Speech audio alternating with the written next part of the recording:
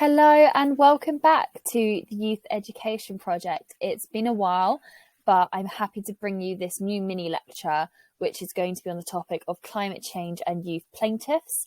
So first of all, we're going to just quickly discuss the lesson objectives. So these are the goals that the learning pack sets out for anyone who's accessing the pack or students primarily to take away from this lesson. So first of all is we want everyone to be able to understand what the Paris Agreement is. And this includes what the agreement sets out to achieve and how many countries are signatory to it.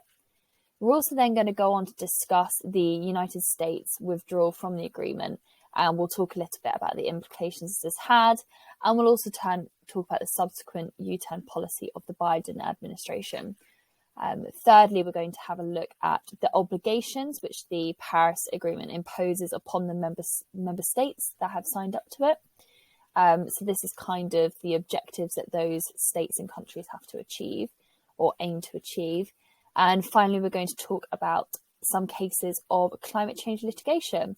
And we're going to specifically be talking about cases which have been brought by youth plaintiffs. So that's young people from various different countries which have brought these lawsuits against their own governments. Okay, so the first thing we're going to look at is the Paris Agreement. So as you can see, the Paris Agreement is an international environmental law agreement within the United Nations Framework Convention on climate change, and it deals primarily with greenhouse gas emissions, mitigation, adaptation, and finance. So the real aims of the agreement are to strengthen the global response to the threat of climate change, and they primarily want to do this by keeping global temperature rise this century well below 2 degrees Celsius above pre-industrial levels. And they also then want to take the further step to pursue efforts to limit the temperature increase even further to just 1.5 degrees Celsius. That is the primary obligation. There's also sort of subsequent obligations. For example, the agreement wants to aim to increase the ability of developing countries to deal with the impacts of climate change locally, and to make finance flows consistent with low greenhouse gas emissions and climate resilient pathways. So the goals are very ambitious, but they have set out stepping stones to reach the goals. For example, appropriate mobilization and the provision of financial resources, a new technological framework, and enhanced capacity building to be put in place in certain countries. So there is a lot of supporting action for these developing countries, and the developing countries are often the most vulnerable countries to climate change. So that this will help keep all countries, regardless of their wealth, in line with their own national objectives. The agreement also does provide a transparency framework for action and support. So now we're going to talk a little bit about the obligations under the Paris Agreement.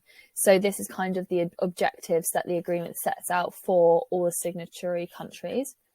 So there is actually 189 countries which have signed up to the agreement, and these countries must put forward their best efforts through nationally determined contributions, also known as NDCs, to strengthen these efforts in the years ahead.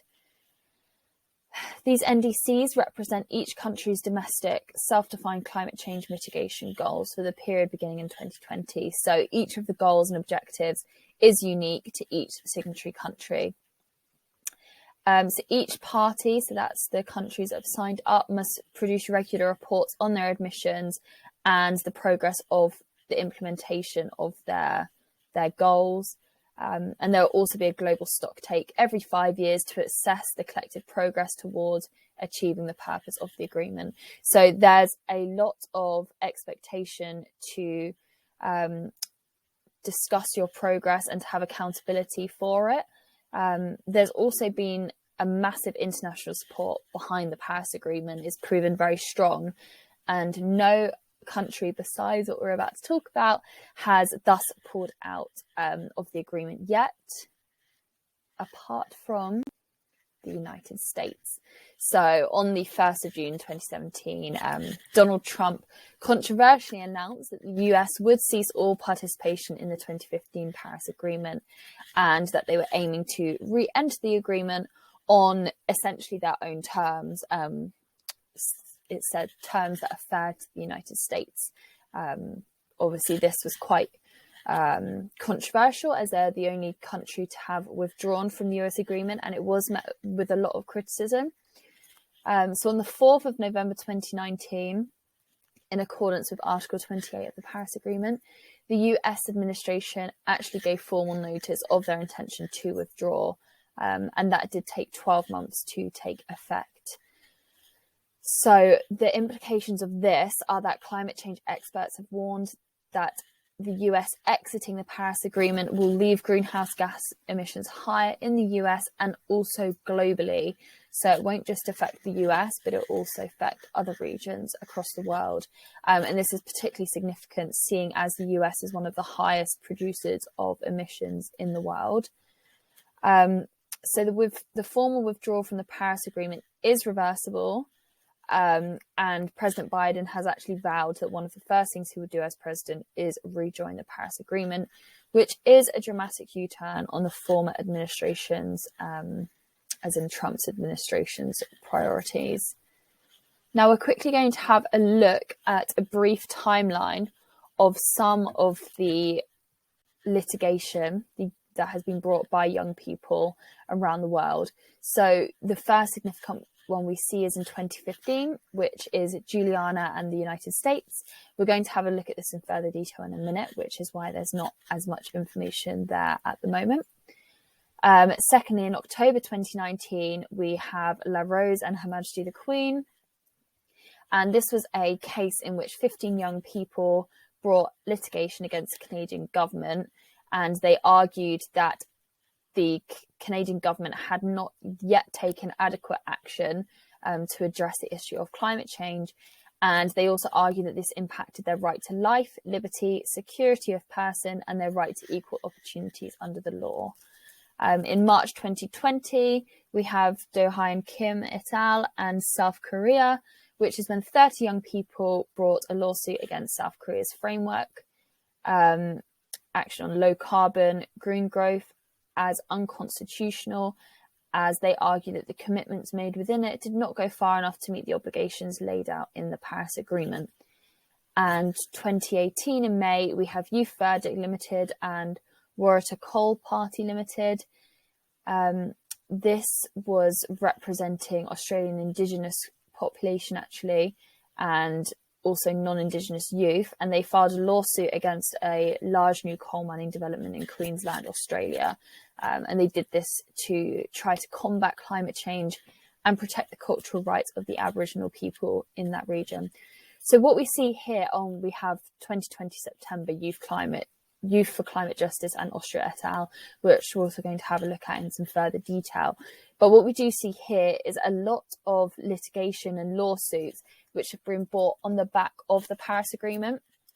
So this agreement really has provided a lot of litigants, as well as young litigants as well, the opportunity to bring these actions against their government. So we're going to have a quick look at JUliana and the United States.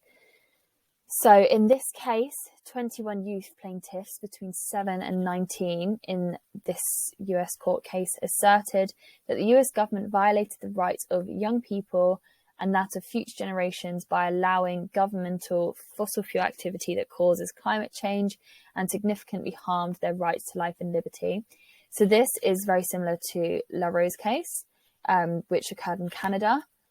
And they also brought their litigation based on human rights explicitly recognised our Anthropocene age and encourages new legal arguments to enforce the necessary protection of our Earth. So what an Anthropocene age is, it's the age in which human activity is the primary influence on the planet's climate and environment. Out of interest, this case is actually the first climate change case in the US which was based on fundamental human rights, and it was first lodged in the Oregon District Court in 2015. Since JUliana in the United States, there have been a number of other youth-led climate change cases all over the world. This was kind of the first most significant case that we've seen, but as you'll have seen in the timeline, it's certainly not the only one that has been brought. For example, we have Youth for Climate Justice and Austria et al. And this was brought in September 2020 when 6 young climate change advocates from Portugal filed a complaint against 33 countries in the European Court of Human Rights. So this is an example of a case where youth claimants not only brought action against their own country, but of other countries that had signed up to the Paris Agreement. The complaint alleged that these countries had violated their human rights by failing to agree to emission reductions to keep temperature rise to 1.5 degrees Celsius as per the Paris Agreement. And in November 2020, the European Court of Human Rights actually accepted the case and asked the 33 defendant countries to respond by the end of February 2021. So this is a really interesting example of a successful case that was brought by young people. And it's interesting to see that people are using their rights, which have been conferred under the Paris Agreement, to ensure that their governments are enforcing their human rights in actual fact. So I hope you found this mini lecture useful. If you want any further information, there is more detail actually in our learning pack, which you can find on our Human Rights Pulse website. We've got the link right here. And there are also other learning packs on a number of different human rights topics. For example, immigration, LGBTQIA+ rights. It's all sorts of interesting topics that you should check out. So if you have any questions, please don't hesitate to contact us on any of our social media accounts. This also goes for if you have any topics that you would like us to cover, please do get in contact. But for now, I hope you've enjoyed this mini lecture. I hope it's been useful, and I wish you a good day.